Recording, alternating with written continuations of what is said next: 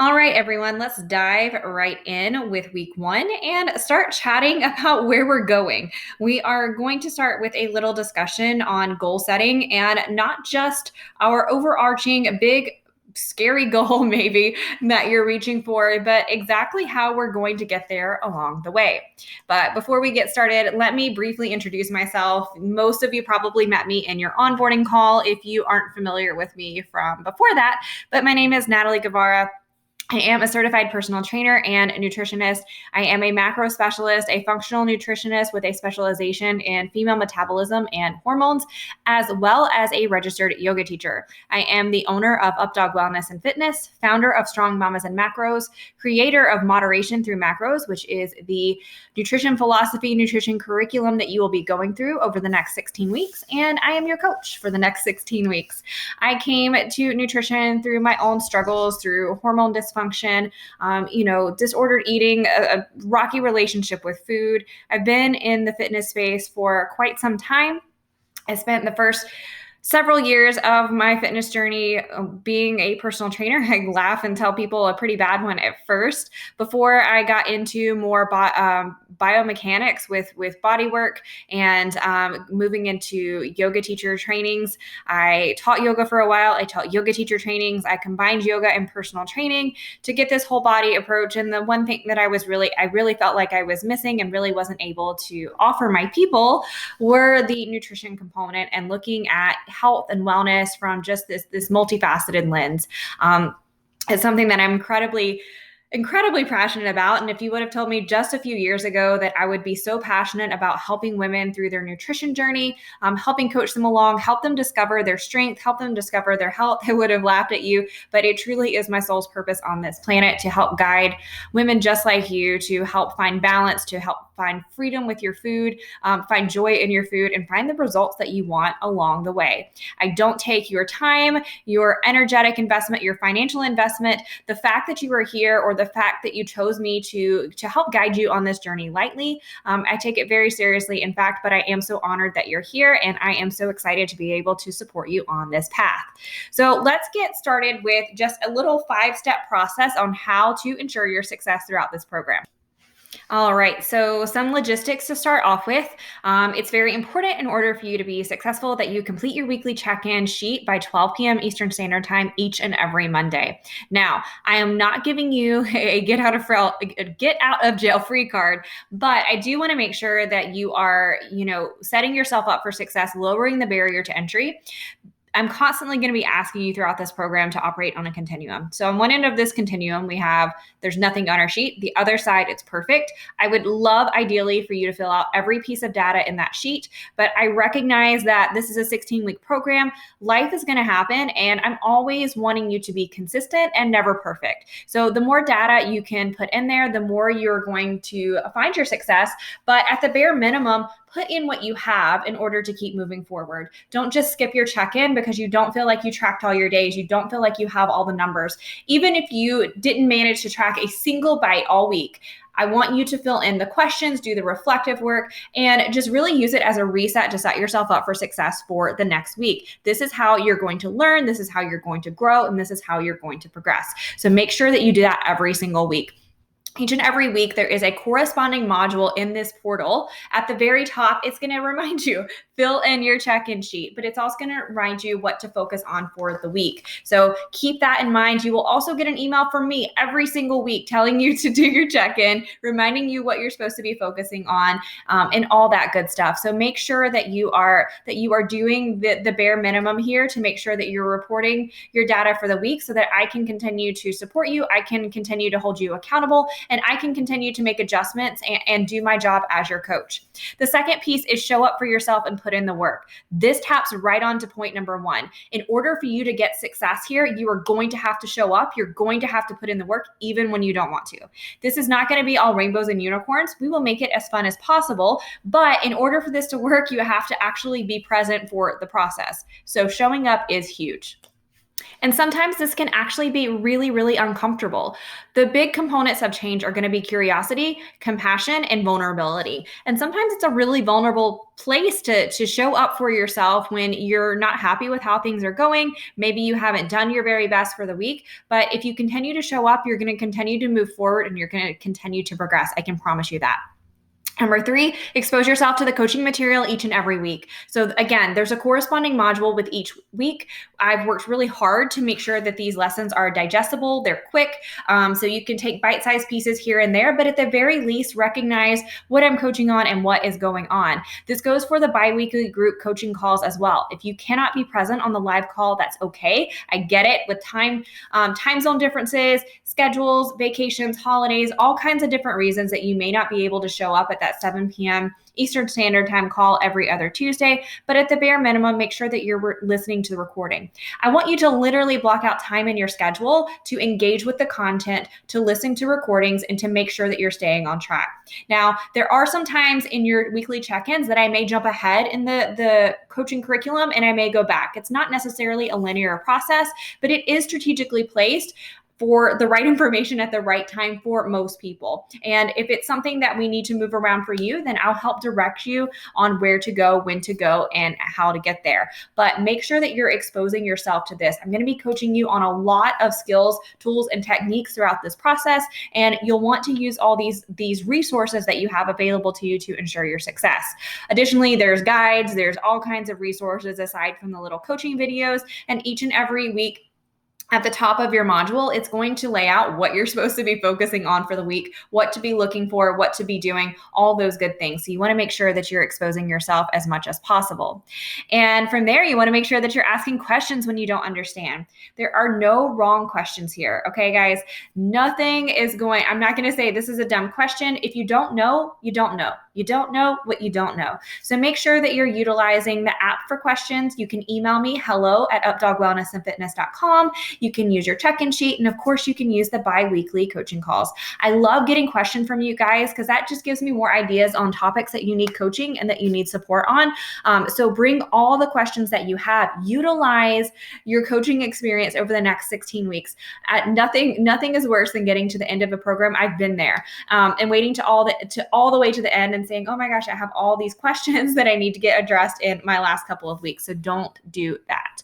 And then lastly, stay engaged and trust the process. The only way that you are going to not succeed in this program is if you give up, don't show up, or quit on yourself. Guaranteed. If you stay engaged, and again, I'm going to constantly be asking you to lower your barrier to entry, to make this easier, to set yourself up for success each and every day, each and every week, each and every phase of this program. The only way that you will fail is if you predetermine in your mind that you are not going to be successful. That's it.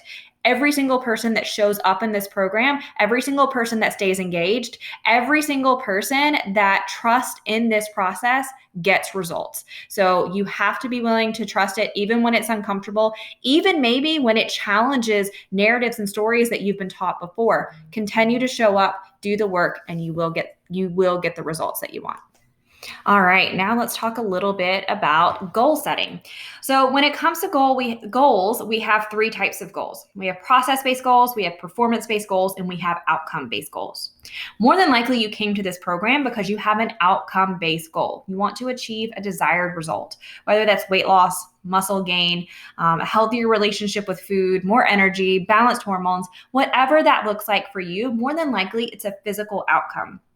But process-based goals, performance-based goals, and outcome-based goals have a linear relationship. For example, your process is probably going to lead to your performance-based goal. Your performance-based goal is more than likely going to lead to your outcome-based goal. And what we're going to focus on throughout this program is having a long-term goal, aka the bigger picture, your outcome, and these little short-term goals that we're going to be focusing on every single week. It's so important to have goals that are achievable. I call them micro goals towards the macro goal, so that you can continue to get wins, you can continue to stack up results, and this is what's going to breed motivation. Trying to bully yourself into motivation, talk yourself into being motivated is not going to work. But what is going to work is setting manageable goals each and every week that you can accomplish, you can achieve, you can feel good about, and you can continue to stack them on each other until they reach a much bigger goal. The micro becomes the macro. So if you want to achieve your performance-based goals, you have to have processes. So whatever your performance-based goals, it could look like walking 30 minutes every day for your process. If your performance-based goal is working out, it could look like your process being doing something with your workout clothes. There's many, many, many different ways that you can do this, but looking at your process-based goals as something that these are something that are only dependent on you. So this is not something that we can, blame our kids, blame our spouse, blame our boss on not being able to accomplish. You are totally in charge of your process-based goals. These are behaviors, these are habits. These are actions that you can do every single day. These processes are going to lead to some sort of greater performance. Even having processes around tracking your food, leading to the performance of tracking your macros accurately, which is going to reach your outcome of whatever that may be. So you can see how these tie into one another. From there, we want to make sure that our goals are SMART. So you probably have heard of SMART-based goals. I'm going to explain really briefly how I look at SMART goals. So the first one, of course, is specific. So we do want to be specific in our goals. And this is something that I'll help you refine in your check-in sheets weekly. So you want to be highly detailed on what you want to accomplish and be really specific using who, what, where, how, etc. This is something that I see a lot of people mess up on or stumble on. I won't say that people just mess up before they come into this program, is not being specific enough. We have these super vague goals, and maybe sometimes they're even a little bit too large, and I'll help you narrow your goals down as needed. And then we get to the end of the week and it's too much to accomplish when we've gotten to Friday. So working on being really specific is going to be key in order to, again, get those wins, get those results, and keep that motivation going. You want it to be measurable. So how will you evaluate that your goal has been met? Again, this goes back to being really specific. So for me, I want these SMART goals to again be stuff that only relies on you. The scale is not reliable. So measurable being I will lose X amount of pounds per week is probably not great. But figuring out how you're actually going to measure your goal. If your goal is to get in more steps this week, then how are you going to measure that? Is it going to be minutes walked? Is it going to be times that you've gotten out and moved your body? Is it going to be the actual number on your Fitbit, your Apple Watch, or whatever? That's a good example of things that you can control, how active that you're going to be throughout the week most times. Thirdly, they need to be attainable. So they need to be, again, achieved by your own hard work and dedication. Make sure that your goals are within your ability to achieve. I cannot stress this enough. Again, don't leave it to the chance of your circumstances or the people around you, or the weather or whatever. Make sure that you are able to achieve the goal that you set out for yourself. So you're going to continue to stack those wins. Of course, it needs to be relevant. So how does your goal align with your objective? So is this process-based goal does it line up with your performance-based goal, and therefore does it line with your outcome-based goal? It needs to be effective to get to where we want to be. And then, of course, it's going to be time-based, but we're going to be working on these micro goals every single week. So when we're setting these process goals for each week, it needs to be something that you can accomplish in the 7-day period. So each and every week, sometimes we will continue to refine the same goal over and over and over again, getting a bigger chunk and a bigger chunk and a bigger chunk. Or sometimes we'll get really good at one goal and then we'll stack something else on top of that. An example is if you're just starting out tracking your macros, maybe your first goal is to hit your protein target. And from there, as that becomes a little bit easier, then we can work on our carbohydrates and our fats and continue to refine that as we move forward. So you want to pick things that you can achieve in a short amount of time that are going to be short-term goals that will help us accomplish the long-term goal or the bigger pictures. And, another thing that I want to say about goal setting is set goals that will motivate you. This is why I leave that little section in your check-in sheet. I want you to reflect on your week each and every week and say, hey, I could really focus on this to get a better outcome or get closer to my outcome-based goal next week. And this is something that inspires me. This is something that I want to work on. on. Again, I will help you refine these. I will make suggestions, but at the end of the day, you have to be excited about what you want to accomplish, or it just becomes another chore on your to-do list. And although this process isn't all about rainbows and unicorns, as I said before, we do want it to be a little bit enjoyable. We do want it to be something that you will look forward to, so that you'll have that when things get challenging, when things get tough, and maybe when you aren't super excited to show up for the process that particular day. I also recommend that you write your goals down and put them in a place that you can see. I've had clients write them down and take photos with their phone, use it as a background on your phone, put sticky notes in cars, put notes on your computer, notes in your bedroom, write notes on your mirror, whatever that looks like, make it so that you can see it. I like to journal personally. I journal about my goals every single day. So that's a big thing for me. I get my journal out every single day. I see what I'm working on, and I'm able to refine it. I'm able to create action steps as I move forward. And recognize and reward yourself when you meet a goal. This is so huge. If you're a mom, I'm pretty sure every time your child does anything, even remotely good when it comes to cleaning up their room, doing things at school, not getting into fights with their siblings, you're constantly telling them that they're doing a great job. You're encouraging them. Take the same encouragement that you give to your children that you would give to a loved one and give it to yourself. We are so good at dishing out compliments. We are so bad at giving them to ourselves, and accepting compliments from others, and also literally high-fiving ourselves. So make sure that you're celebrating your wins every single day. This is why searching for non-scale victories is so important. I call these unexpected positive experiences. I love using things like gratitude journals for this, but looking for wins every single day is going to continue to motivate you, continue to push you forward, and that is what's going to help you get results. So can't wait to see some of your goals in this upcoming week's check-in. I hope this was helpful. Let me know if you have any questions when it comes to goal setting, and I'm excited to be alongside you in this process.